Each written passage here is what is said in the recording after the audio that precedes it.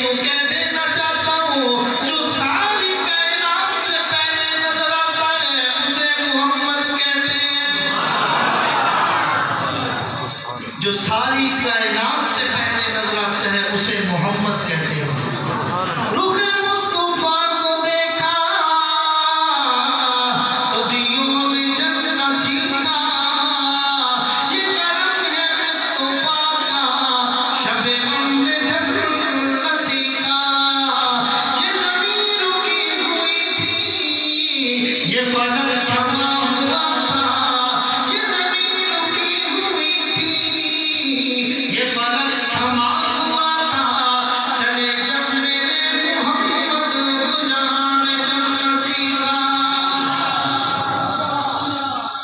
اللہ رب العزت نے اتنی عظمتوں اور فضیلتوں سے میرے اور آپ کے محبوب پیغمبر کو نوازا.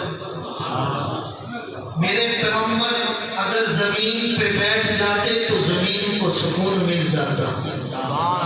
میرے پیغمبر اگر کھڑے ہو جاتے تو آسمان کو بلندیاں مل جاتی تھی. میرے پیغمبر مسکراتے تو جنت کے دروازے کھل جاتے تھے. میرے پیغمبر غصے میں آتے تو جہنم کو ہلا کے رکھ دیتے تھے.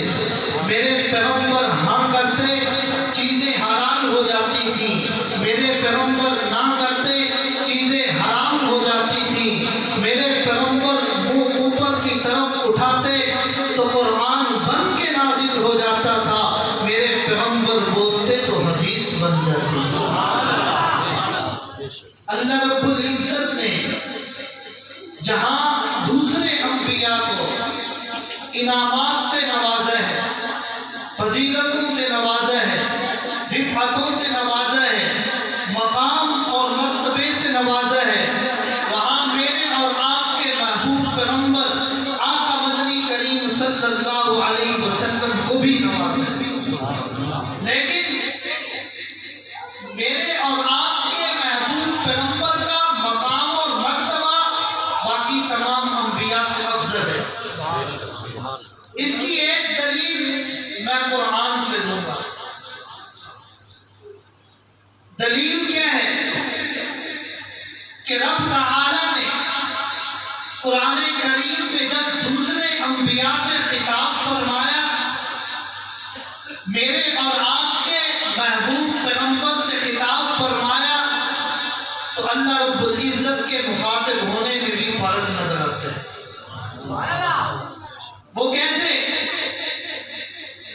کہ اللہ رب العزت نے حضرت آدم علیہ السلام سے مخاطب ہوئے تو فرمایا